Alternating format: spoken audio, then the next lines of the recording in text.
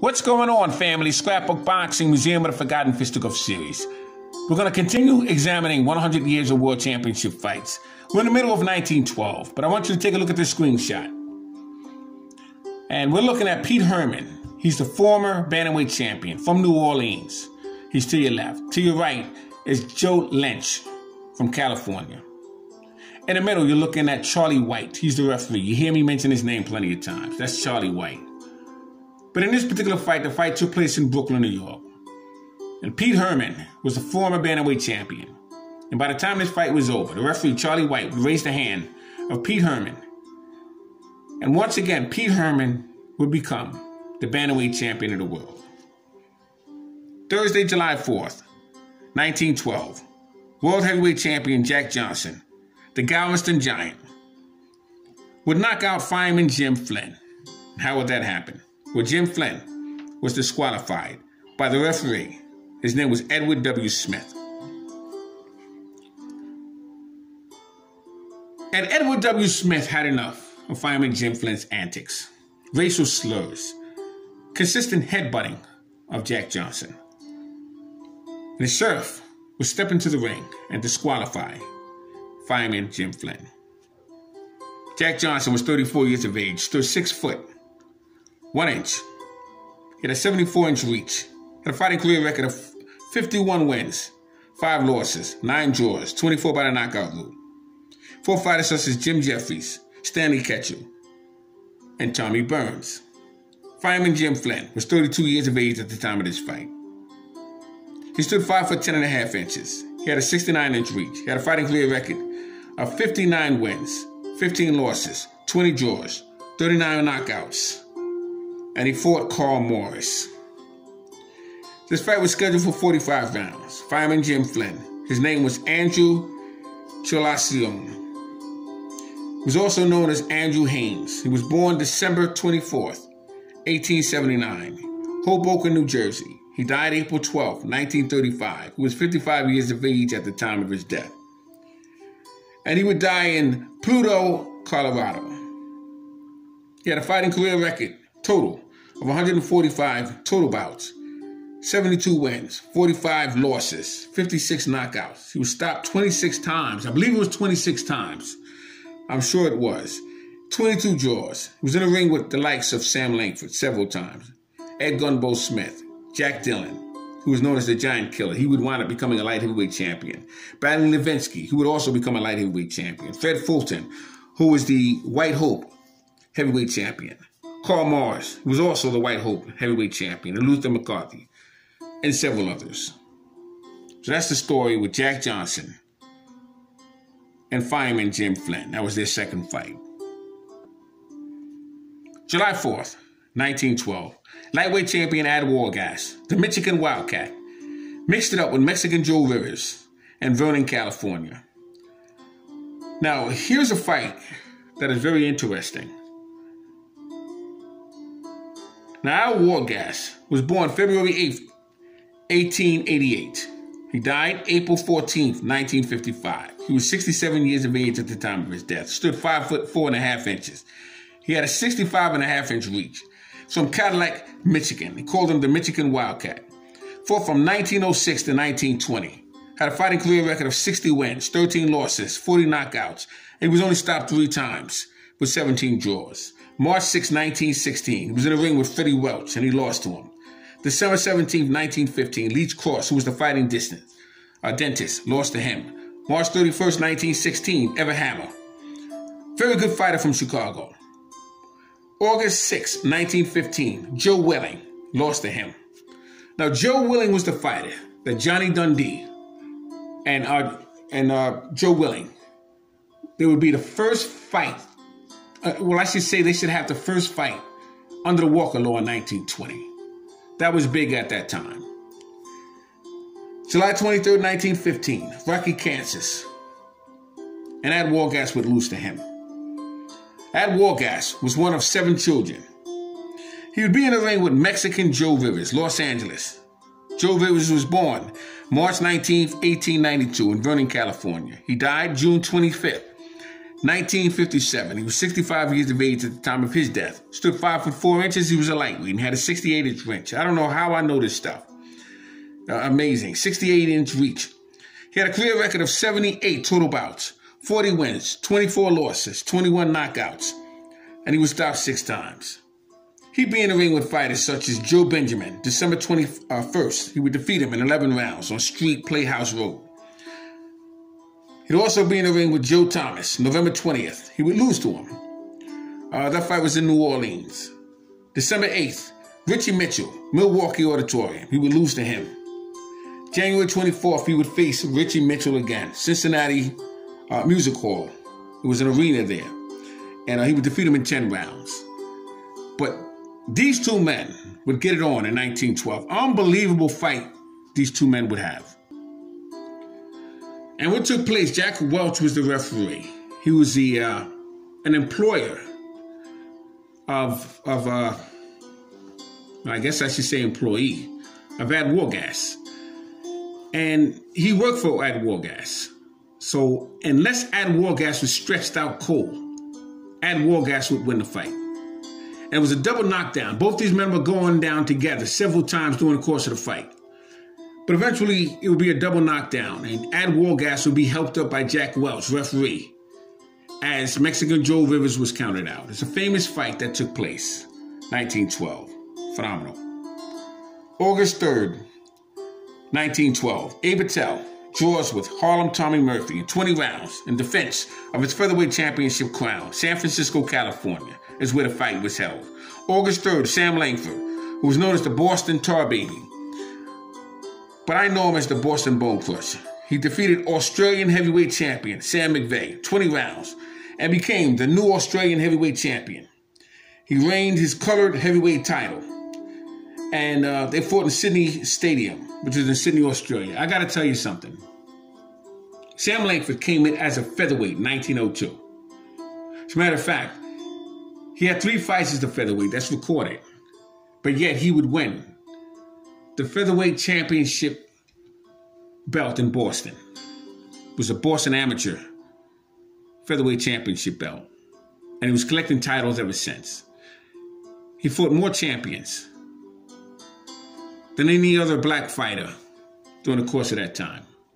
He's the only fighter who fought the first black lightweight champion, Joe Gans. The only fighter to fight the first black welterweight champion, and Joe Walcott. The only fighter to fight the first black middleweight champion, Tiger Flowers. The only fighter to fight the first black heavyweight champion, Jack Johnson. And he went the distance, 15 rounds with Jack Johnson. He drew 15 rounds with Joe Walcott, the Barbados Demon. He defeated Joe Gans in 1903. He would win the Australian heavyweight championship belt from Sam McVeigh. He would become a 5-time colored heavyweight champion. He would defeat Harry Wills. I mean, unbelievable. He fought Harry Wills 22 times. He defeated him twice, lost to him 6 times. And they would have no contests and no decisions. Sam Langford, my #1 greatest fighter of all times.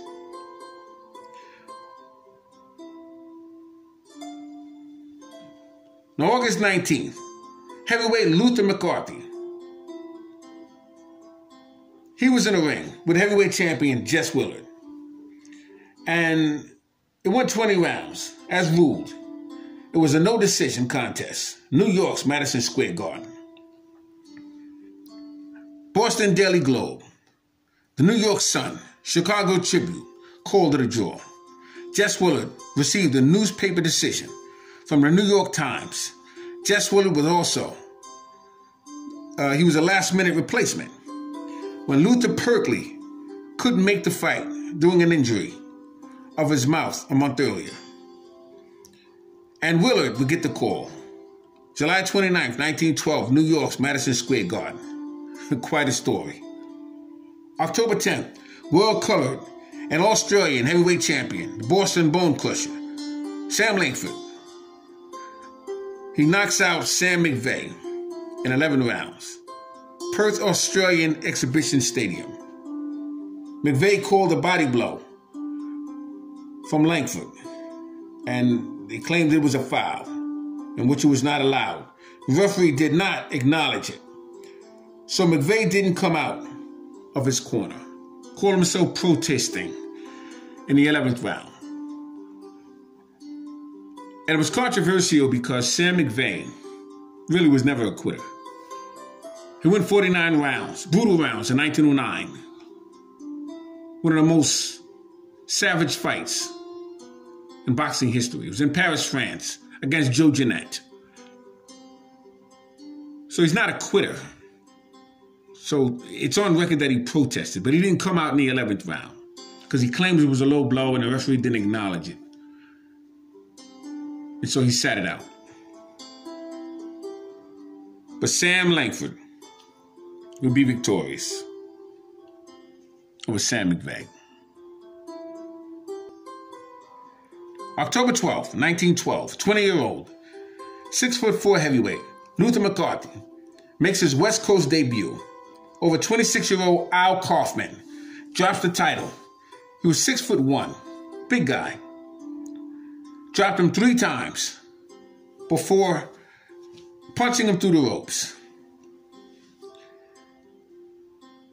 And a newspaper man was shoving back in. Now that reminds me of Louis Angel Firpo and Jack Dempsey, 1923. Same kind of thing would happen. Only that was a world championship title fight, which Jack Dempsey was a champion. The referee, Jim Griffith, would count. The police chief, his name was Shea Therapon. He would stop the fight. 2 minutes and 12 seconds into the second round. That's amazing because that's the same amount of rounds Louis Angel Firpo would last with Jack Dempsey. Incredible. October 14th, 1912, Johnny Kilbane defeats Ed OKeefe in the 12th round in defense of his World Featherweight Championship belt. Fight took place in Cleveland, Ohio. November 28th, 1912, 21-year-old, 5'7.5" 67-inch reach, Willie Ritchie wins the World Lightweight Championship belt against 24-year-old, 5'4" and 65-inch reach at Wargas. And it was on Michigan Street. It's Daly City, California. Referee was Jim Griff. Stopped about 2 minutes and 36 seconds in the 16th round, awarding the new champion, Willie Ritchie, the title. Willie Ritchie had 22 wins, 7 losses, 12 draws, and 6 knockouts coming into that fight. At Wargas, with 67 wins, 8 losses, 13 draws, with 31 knockouts coming into that fight. Tuesday, December 3rd, 1912, 5'5", 69-inch reach, 27-year-old Monty Attell, who was the brother of Abe Attell. Abe Attell was Little Hebrew. Was knocked out in the 9th round by 23-year-old 5'5", 68-inch reach Johnny Kilbane at the Tuxedo Club in Cleveland, Ohio. Referee was Tommy McCannon. He stops the action when he seen this man had enough. Attell. I mean, that was enough for him. The Cleveland police would step into the ring after Attell went down 6 times. A beating Attell would take in that fight. Tuesday, December 10th, 1912. And Luther Mccarthy, they called him Lucky Luther, who was 20 years of age. He batters 32 years of age Fireman Jim Flynn. He batters him to jelly as the crowd and spectators had ordered the referee, Charles Easton, to stop the bout. Wanted him to stop the slaughter. It got to a point where it didn't make sense anymore. And the fight would end in the 16th round. Fireman Jim Flynn was in there too many times. He had too many fights. And his career was basically over at that time. December 26th was on a Thursday night. 29-year-old Boston Bone Crusher, Sam Langford, knocked out 28-year-old Sam McVeigh in the 13th round. Defense of his Australian and colored heavyweight championship belt. Arthur Scott, who was the referee, calls it quits in Sydney Stadium. Sam McVeigh basically had enough in his career.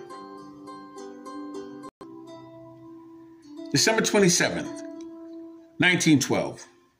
25-year-old, 6'2", 72-inch reach, Ed Gunbo Smith defeats 25-year-old, 6'1", 76-inch reach, Frank Moran, in what would be called the 20-round beating.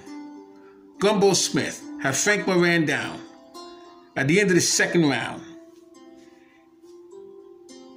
and half the spectators would walk out of the arena. It was a lackluster event. It seemed like Frank Moran was just going down, just to go down.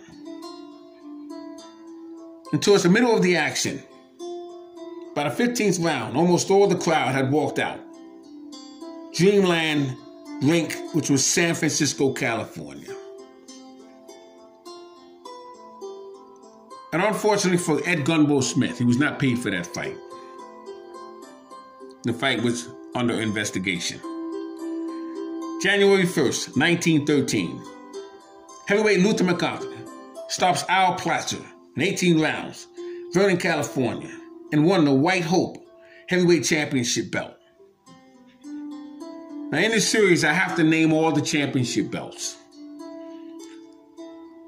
So I had to research all the belts, study them, so I can prepare me for this video. The White Hope Heavyweight Championship was created by members of the Southern region when Jack Johnson KO'd Tommy Burns in 14 rounds. It was in Australia. They became the first black heavyweight champion in the world. January 27th, featherweight Jim Driscoll and Owen Moran would draw 20 rounds in London, England, to remain the British recognition of featherweight champion. February 12th, future world light heavyweight champion George Carpentier knocks out an old fighter by the name of Rice in 2 rounds. Picks him up, carries him to his corner. And meanwhile, George Carpentier will grab the vacant European light heavyweight championship belt, Paris, France. George Carpentier was known as the Orchard Man from France. He would referee many fights that Jack Johnson would have in his career. February 22nd, 1913. Lightweight Ad Wargas and Harlem Tommy Murphy draw in a rough, tough battle for 20 rounds, Daly City, California. March 5th, middleweight Frank Klaus defeats former middleweight champion Billy Papke. Defeated him on a foul, 15 rounds, to win the vacant middleweight championship belt, Paris, France. March 14th. George Shipp would eventually take that crown from Frank Klaus. We'll get to that. But George Shipp had a brother by the name of Joe Chipp. One of 2 fighters to knock out Harry Greb. Matter of fact, he was in the corner of Jack Dempsey in 1919 when Dempsey was attempting to take the crown. Toledo from Jess Willard. In that corner, you also had battling Jim Johnson. You had Harry Wiley Sr. March 17, 1913, the Boston Bone Crusher, Sam Langford, knocks out Jim Barry in 1 round. March 24th, 1913, Oxnard Cyclone, Sam McVeigh, and the Boston Bone Crusher draw 20 rounds. It was one of 11 fights that these 2 men would be involved in. It was at the Olympic Stadium in Kilbane, and the referee was Major Fred. His name was Fred Craig. He calls it even, and Langford would defend his colored World Heavyweight Championship belt. The Australian Heavyweight Championship belt was not on the line. April 2nd, 1913. Heavyweight was fought 3 times by the former World Heavyweight Champion, Noah Russo, Tommy Burns, and he receives a 6-round clear-cut decision. April 11th, future featherweight champion Eugene Creek gets defeated by a young man in London. His name is Sid Smith. Stood 5 foot 4 inches. He was a flyweight and lost his chance at the World Flyweight Championship. Now, Sid Smith was born February 2nd, 1889 in London. He died April 28th, 1948 in London as well. Hinder, London. Fought from 1907 to 1919. Had a fighting career record of 100 total bouts. 78 wins, 17 losses, 11 knockouts. He was stopped 8 times and he had 5 draws. He had 3 losses to who I consider the greatest flyweight champion, along with Miguel Conte. His name was Jimmy Wild. Jimmy Wild was some fighter.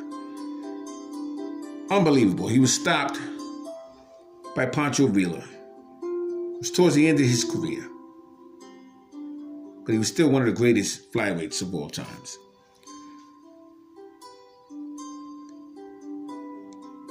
And the thing is, Jimmy Wild would defeat Sid Smith all 3 times under 9 rounds.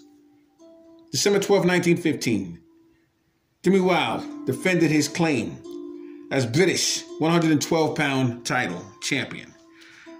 December 12, 1914. Saturday, April 19th, Harlem Tarling Murphy defeats the Michigan Wildcat at Wargas. 25 years of age, in 20 rounds in Daly City, California. Referee was Jim Griffin. He has his hands raised when he defeated the Michigan Wildcat. April 29th, 1913, Scotch Walk.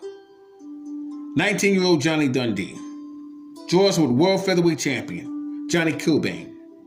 20 rounds, and Kilbane would remain featherweight champion for 10 more years, while Johnny Dundee would never get another title shot for 10 years.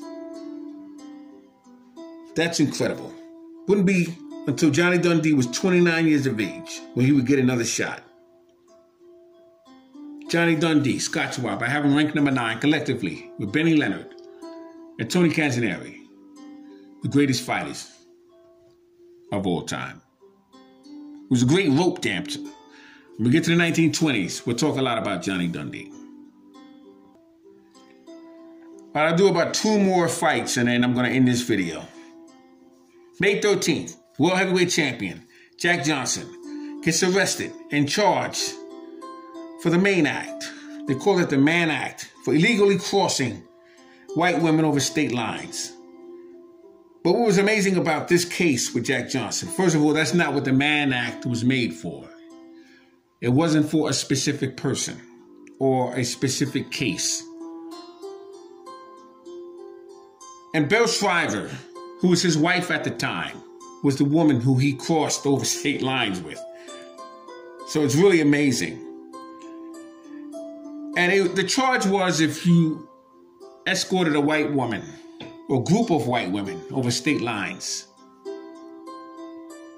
for immoral purposes, it would be considered a crime. So Jack Johnson was arrested. All-white jury in Chicago. It was sentenced. His date was June 4th, 1913. And we'll get to that when Jack Johnson flies to Cuba and so on and so forth. So May 20th, Ed Gunbo Smith defends his White Hope Heavyweight Championship belt against future World Heavyweight Champion Jess Willard, 20 rounds, San Francisco, California.